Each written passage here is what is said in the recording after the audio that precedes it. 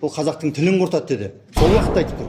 59 жылға шейін қазақша кодекстер болмады ма деген. Қолы байлауда жүр, басы айдауда жүр. Эвтаназия біздің отандық ғылымда болуының өзі қызық мәлімет. Мақалдар біздің принциптер. Тез арада төте жазу үйретемін дедім. 5 кодексті аударып шықты. Армысыздар, қош келдіңіздер. Бұл Алаш сәнгерлеріне көрсетілген құрмет деп ойлаймыз. Бұл біздің жеке басымызға емес, Алаш мұрасына деген құрмет деп есептеймін. Рахмет, Алла разы болсын. Енді мына қылмыс заңдарының эволюциясы деп атауымыздың себебі ең басында бұл серия. Біз студент кезімізде ойлайтынбыз, қазақша заңдар болмады ма, сонда қазақтар осы уақытқа шейін жүрді ма, 59 жылға шейін қазақша кодекстер болмады ма деген бір күмән болатын. Сөйтсек, бізде 3 рет жаңа әліпби өзгеруіне байланысты, жаңа Талғат Мақсұтұлы айтқан сияқты, оның барлығы көміліп қалыпты. Төте жазуда өте көп материалдар бар екен. Енді соның бірде қатарында тек қана қылмыстық құқықтық циклдағысына тоқталсақ, ол біріншісі міне қылмыс заңы Сейдазым Қыдырбайұлының Орынборда 23 жыл шықты, және Қызылордада 25 жыл шықты. 2 рет басылып шықты. Одан кейін Жаһанша Досмұхамедұлының 2 нұсқасы ол да, бұл Түркістан автономиялық республикасы. Алдындағысы ол Қазақ автономиялық республикасы болатын. Одан кейін Түркістан автономиялық республикасынан бірінші жауыздық низамнамасы деген атпен шықты. 26 жылы қылмыс заңы деп өзгертілді. Неге дейсіздер ғой? Өйткені қылмыс деген сөздің өзі болған жоқ бұрын. Мысалға, өзбектер, ұйғырлар, түркмендер жиноятлық деп арабша қалпында алды. Жиноятлық, немесе жинхоятлық дейді. Ал Алаш сәнгерлері, жалпы Алаш орда қайраткерлері бір-бірімен өте тату болды. Бір-бірін сатқан жоқ. Бірақ елдік мәселеге келгенде бір-бірін қатты сынады. Осы жауыздық низамнамасының шығуына байланысты Міржақып өте қатты сынады осы мәселені. Неге бұл қазақтың тілін құртады деді. Сол уақытта айтып тұр. Содан 2 жылдан соң бұл кісілер қылмыс заңы деп өзгеше өзгертті. Одан кейін қылмыстық істерді жүргізу заңы. Бұл уголовно-процессуальный кодекс. 24 жылғы оны аударған кісілер Сейдазым Қыдырбайұлы, Міржақып Дулатов және Арыстанбек кім екенін әзір білмедім, алаштанушылар білетін шығар. Енді одан кейін мына қылмыстық тексеру заңы бұл Жаһанша Досмұхамедов. Мына нұсқа қазақ асырыныкі, мына нұсқа Түркістан асырыныкі. Екі мемлекетті қазақша сөйлеп тұрмыз ғой сол уақытта, есептеңіздер. 26 жыл Ташкент. Бұл да уголовно-процессуальный кодекс, қылмыстық тексеру заңы. Мына қылмыстық істерді жүргізу заңы, мына жақта қылмыстық тексеру заңы. Төртеу болды ма? Сол сияқты сот түзеу туралы низамы, судебно-исправительный кодекс. Бұл Халел Досмұхамедов. Енді мен түсінбей жатырмын, күмәнім болды. Өйткені себебі қарасаңыздар, міне мына жерде мынау Х деп тұр. Ал мына Ж мен Х екеуі бір-біріне ұқсайды. Мынау шағатай шаламағанда төбесіне бір нүкте қояды. Мінекей Жалғас мырза отыр ғой бізде маман. Ал егер де Ж болса астына бір нүкте қояды. Осы мүмкін қателесіп кеткен шығар деп ойладым, бірақ олай емес сияқты. Өйткені дос сызықша Мұхаммедұлы. Халел Досмұхамедұлы деп тұр.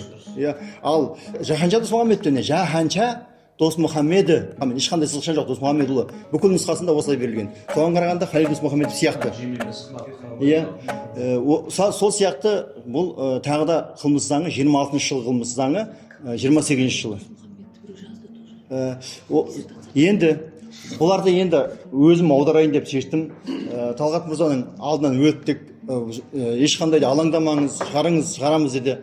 Содан өзім бір отырайын деп аудардым ғой, отырып. Бір аптаның ішінде бір 25 бет өтті ме, өтпеді ме, әрең өнбейтін жұмыс екен. Және күнде айналыспағаннан кейін оны ежелеп оқисың, жүргізіп оқи алмайсың. Сосын қулыққа көштім.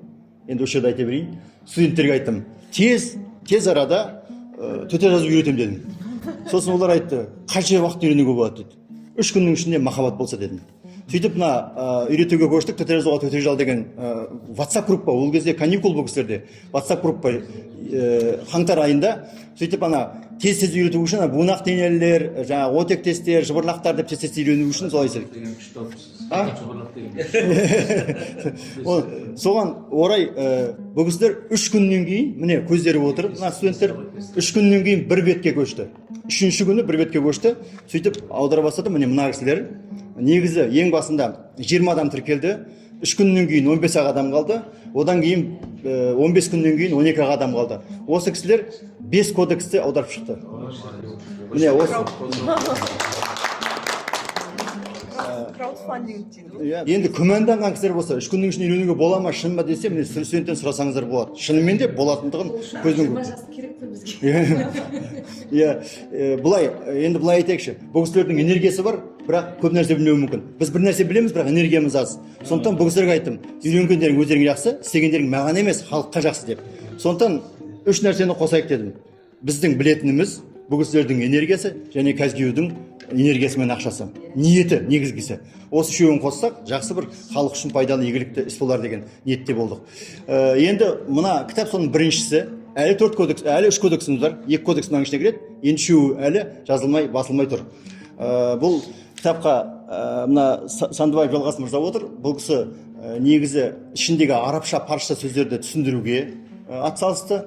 Тілебалдиева Меруерт ханым ол тарихшы, осы университетте сабақ беретін, ол яғни Алаш Республикасы деген не, Түркістан Республикасы ол қашан құрылды, қашан жабылды деген сияқты. Алаш Республикасы ең көп тұрған мемлекет. 3 жылға тақау, 2,5 жыл тұрды. Басқа мемлекеттердің барлығын қызылдар өзі 6 айдың ішінде, 3 айдың ішінде, 2 айдың ішінде жаулады. Түркістан автономиясы бір 3 ақ ай тұрды. Ал қалғанның барлығы Алаш Республикасы ең көп тұрды. 20 жылға шейін дес бермей келді. Одан кейін Тоқтарбай Елдос, ол алаштанушы, Сейдазым Қыдырбайдың осы еңбектерінің табылуына атсалысқан жігіт. Сондықтан ол жігітке өзім айттым, осы өмірбаянын жазып бер деп. Енді 12 студенттің 8-ін осы кітапқа, өйткені 2 кодекс қой, ал 4-еуін келесі кітапқа енгізесіздер деп бұл кісілерге мотивация беріліп қойды. Алды бұл кісілердің 40 беттен аударды, соңғысы 20 беттен аударды. Бұл кітап еңбек, құрметті қатысушылар, неге арналады? 24 жылдың 12 маусым аралығында Орынбор қаласында өткен қазақ білімпаздардың тұңғыш съезінің 100 жылдығына арналады. Өйткені бұл өте мықты съез болған кезінде, оған көп адам мән бермей жүр, бірақ шын мәнінде 6 мәселе қарастырылған, соның 3-еуі біздің тіл мен ғылымға байланысты. Содан Мақсұт Нарпаев университетінің 30 жылдығына байланысты. Енді бұл монография бізге дәл қазіргі күні қалай көмектеседі? Негізгі 3 мәселе бойынша көмектеседі. 3 мәселе бойынша талдадық. Ол терминдер мен термин жасам бірінші, екінші заң мәтіндерінің стилистикасы, үшінші қылмыстық құқық институттарының заңнамаға көрініс табуы мен дамуы. Осының ең бізге қатты қажеттісі және өте қызықтысы терминдер мен термин жасам. Сондықтан оны үшінші сұрақ қалдырайық та, соңғы үшінші сұрақтан бастайық. Қылмыстық құқық институттарының заңнамаға көрініс табуы. Ал бізге түк керек жоқ сияқты 22 жылғы кодекс. Эвтаназия. Қазір эвтаназия барлық жерде тыйым салынған. Тек қана санаулы мемлекеттерде рұқсат етілген. Қараңызшы, сол кодекстің 143 бабының ескертуін қарасаңыз, убийство, совершенное по настоянию убитого из чувства сострадания, не карается. Енді бұл ескерту 25 жылғы Сейдазым Қыдырбай нұсқасында да жоқ. Немесе 26 жылғы Досмұхамедұлының нұсқасында да жоқ. Неге? Өйткені 25 жылға шейін 3 жылдың ішінде ол алынып қалды. Бұның өзі біздің отандық заңнамада бар екендігі өте қызықты мәлімет. Өйткені себебі 22 жылғы заңда бар, одан кейін 26-сында жоқ, 59-да жоқ, 97-де жоқ, 2014-де жоқ. Эвтаназия мәселесі. Рим құқығынан алған бұл. Жалпы эвтаназия өзі жақсы деген сөз, танатус өлім деген сөз. Эвтаназия біздің отандық ғылымда болуының өзі қызық мәлімет. Сол сияқты қазіргі қылмыстық кодекстің 33-ші бабы қылмыстық құқық бұзушылық жасаған адамды ұстау кезінде зиян келтіру 59 жылғы заңда жоқ. 59 жылғы. Тек 97 жылға енгізілді.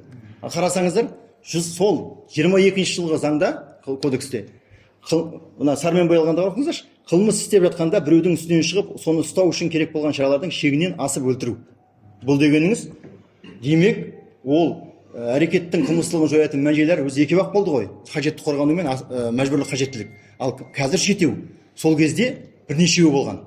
Жаңағы эвтаназия да бар, мынау да бар. Бұл институттардың дамуына байланысты бізге өте қызықты мәлімет. Заң мәтінінің стилистикасы. Жалпы бұл кітапты төтел жазудан аудару барысында ойлаған жоқпыз біз. Бұндай көп мол мұраға жолығамыз деп ойлаған жоқпыз. Шын мәнінде өте қызықты мәліметтер бар.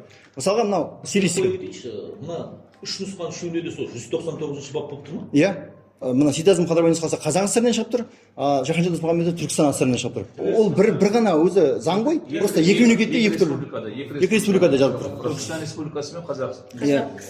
Енді мына жерін оқиық. Қиянатты бәсекені мақсат етіп, біреудің сауда қылғандығы, я тәбірігі, я қолөнерінің белгісі мен суреті мен пайдалану, я біреудің сауда таңқын атын бетке ұстап пайдалану жазасы. осының ішіндегі орысшаға аударуға болмайтын сөз мысалы бетке ұстап анау оригиналдан да асырып пайдаланып тұр. Немесе қазақшасын қараңыз, мына Жаһанша Досмұхамедов нұсқасын. Сауда жолында өзінің затын таласып жылдам өткізу үшін дейді.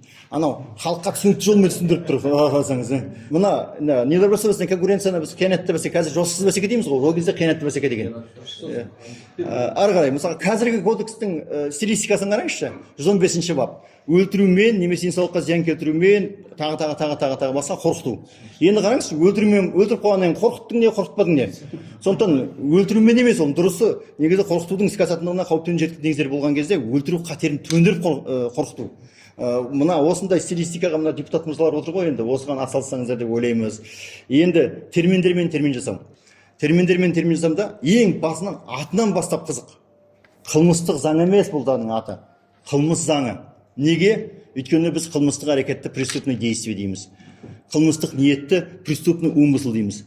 Қылмыстық заңды неге преступный закон демейміз? Міндетті түрде уголовный закон деп ойлаймыз. Жоқ, уголовный сөз от слова уголовить, басын кесу, жазалау. Уголовное преступление деген сөз қылмыс деген сөз емес қой. Уголовное преступление деген сөз жазаланатын қылмыс деген сөз ол. Мына екі нұсқасы да міне әдейі алып отырмын. Мына жерде бұл шағатай жалап кеткен Түркістанда арасына қоймайды, әріптерді қоймайды, жаңа дауыс дыбыстарды. Қылмыс заңы. Қылмыстық атқару кодексінің қазіргі күйін айтсаңыз, Жамал апайда бізде қартаятын болдық. Міне қылмыстың атқару кодексі, бұл преступный исполнительный кодекс ұштап қарасаңыз, жаза атқару кодексі ғой. Ортасындағы сызықшаның өзі керек емес қазіргі күнге.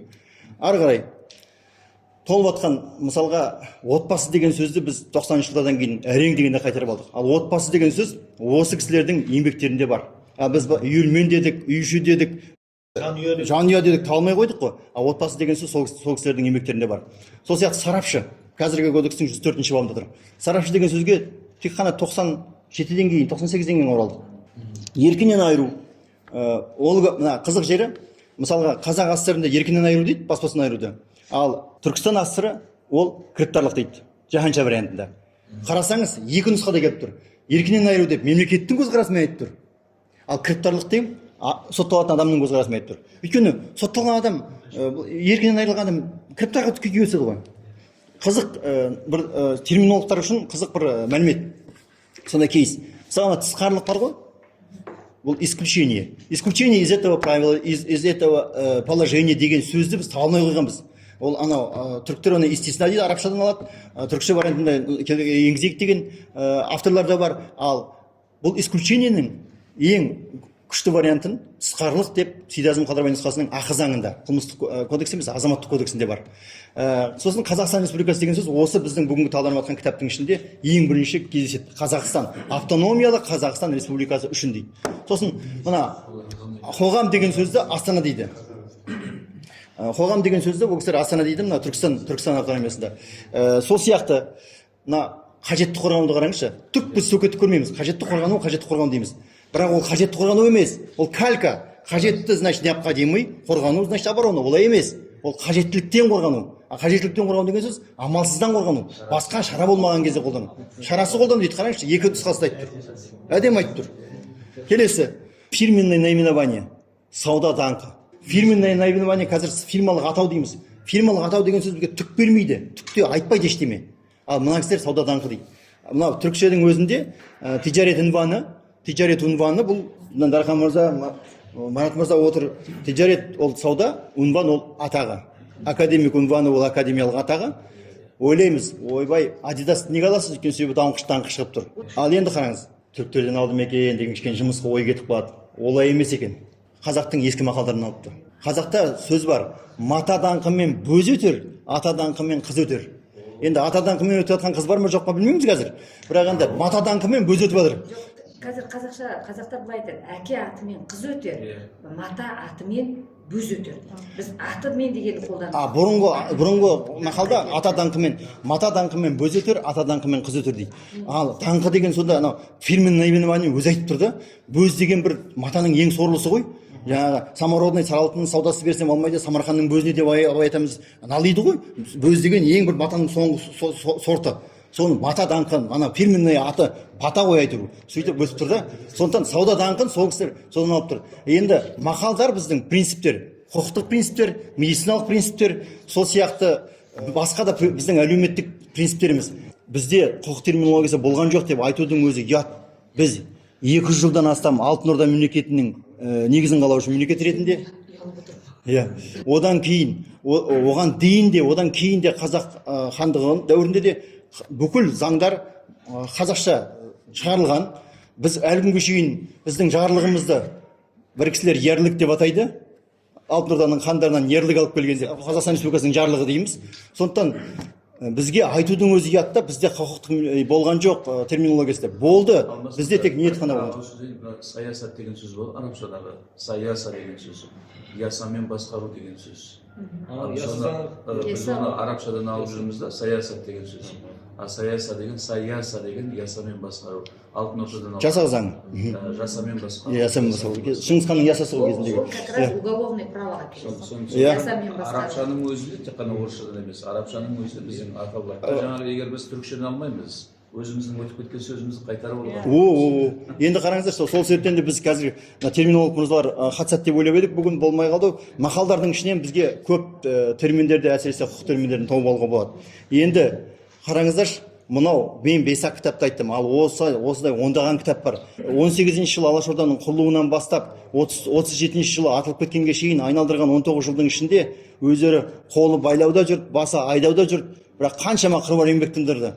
Ал біз 33 жыл жағамыз жайлауда жүр, бірақ ештеме тындыра алмай жатырмыз. Бізге ұят. Сондықтан бәрін ескере отырып, осы алдағы күндері мына парламент өкілдері отыр, әділет министрлігінің өкілдері отыр, барлығымыз бірігіп осы жұмысты бәріміздің елегеніміз бір терінің пұшпағы болғандықтан ары қарай жүзеге асырамыз деп ойлаймыз. Осы Мақсұт Нәрікбаев университеті осыған бастамашы болып жатыр, ары қарай жалғасын табады деп естиміз. Рахмет, назар қойып тыңдағандарыңызға рахмет. Қазір пікірталасымыз жалғасады. Енді